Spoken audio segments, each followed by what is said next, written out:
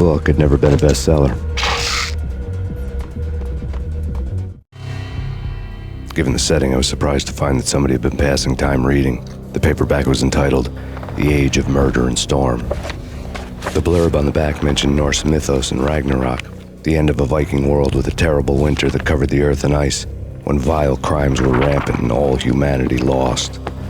I could see how somebody impressionable might get it into their head that we were at the end of time. I was also beginning to see what the nightclub and its owner were all about.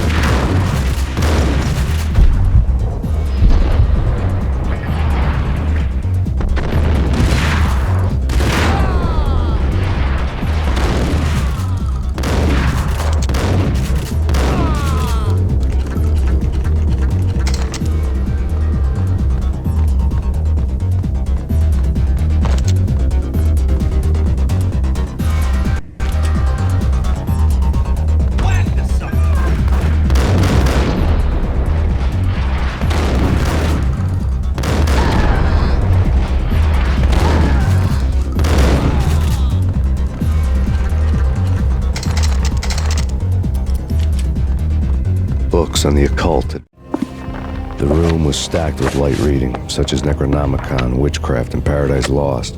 Old exotic titles like Malleus Maleficarum and De Umbrarum Reini Novum Portus. Books with pentagrams on their covers, all dealing with the occult and the infernal, lying between stacks of horror videos and a couple of Ouija boards. The only thing I could take seriously was the thought of Lupino taking it seriously. He had been spending a lot of time getting intimate with the guy downstairs. Piled on the table.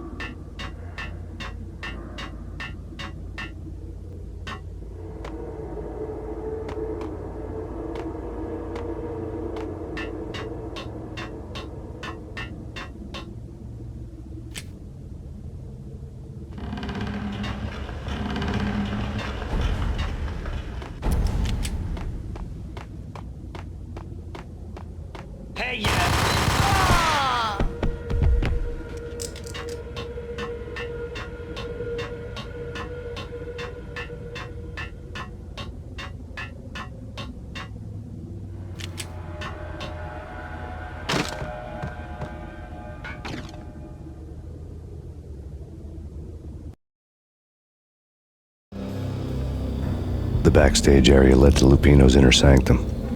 The hot air inside was like an invisible wall, thick with incense and something else, a sickly sweet smell that made you gag. This was the rotten core of the Big Apple. Lupino lurked somewhere ahead, like a spider at the center of his web, waiting. The vapors in the air started to make my head swim. Torn pieces of a letter lay scattered on the sofa.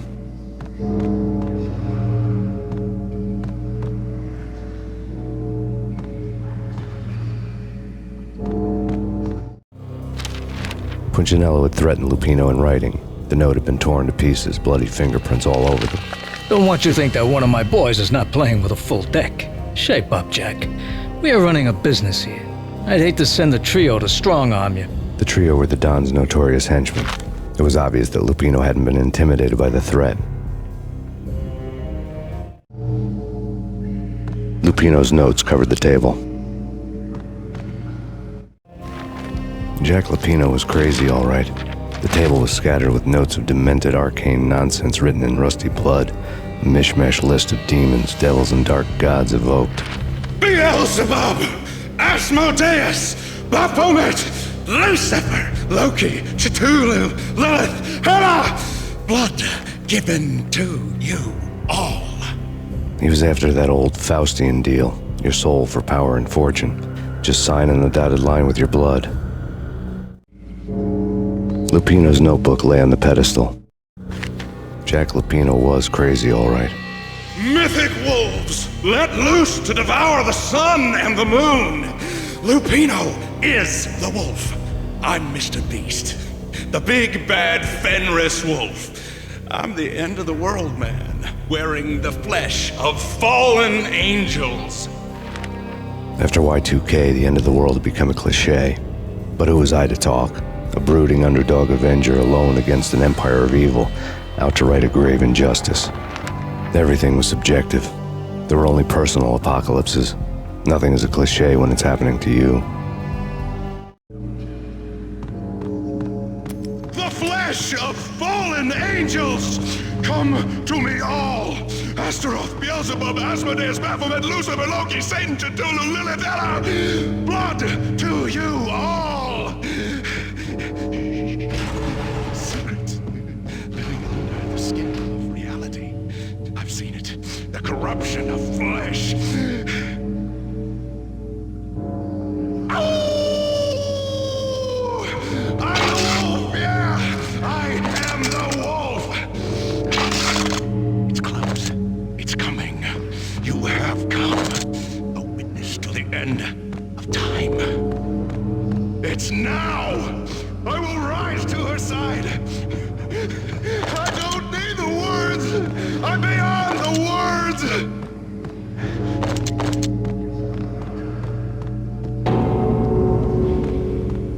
What the hell?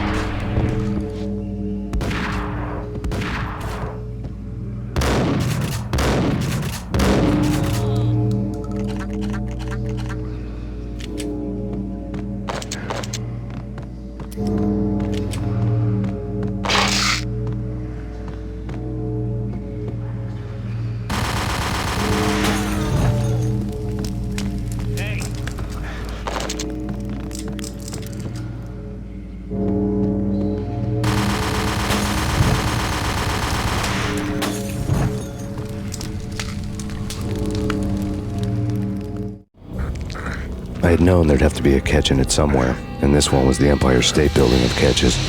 Lupino was pumped up and dying to go 15 rounds with a mutant alligator. And then he started this spooky monkey talk, straight from a bad dream. Mine. I have tasted the flesh of fallen angels. I've tasted the devil's green blood. It runs in my veins. I've seen beyond a world of skin, the architecture of blood and bow and arrow. Death is coming! She is coming, and hell follows with her. This is the twilight winter. I am ready to be her son. Her time is now, and all who stand in her way must die!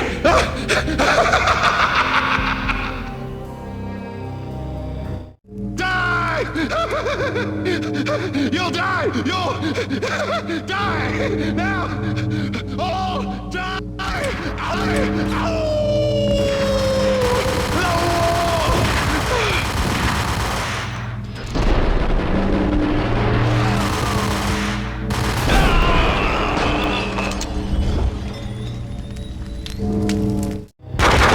When Lupino finally went down, I wanted to make real sure he'd stay that way. V was a bad monster. Turned them into friggin' zombie demons from outer space. I think he's dead already. Huh? And that's when it happened. But dead or not, you've got the wrong guy. In stepped this knockout femme fatale holding a gun to my face. I returned the favor.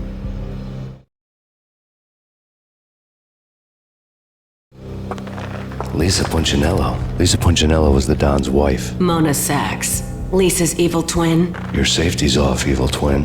You might hurt someone with that gun of yours. Lisa's the damsel in distress. I'm the professional. I'd blow you away without batting an eye. Sure, and you can check out my credentials splattered all over this joint. Jack couldn't have framed you, not the state he was in. We're after the same slime bag. Angelo Punchinello's the one who murdered your friend and framed you with it. You know this for a fact? I've got my sources. I don't have a clue these days. I just shoot them as they come. Who put a contract on the Archfiend? This one's mine. I hate the guts of that sadistic wife-beater. Why not pool our bullets for this one? I thought you'd never ask. My finger was starting to twitch. How do you like your whiskey? I'm easy, as long as you don't try to slip me a Mickey. You're a real angel, Max. It was good stuff. Tasted sweet as honey going down. Nothing personal. Can't risk you going berserk and getting Lisa killed.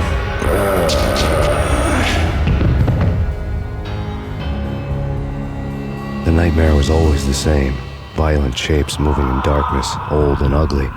The killer's mad laughter was a riddle filled with wicked innuendo.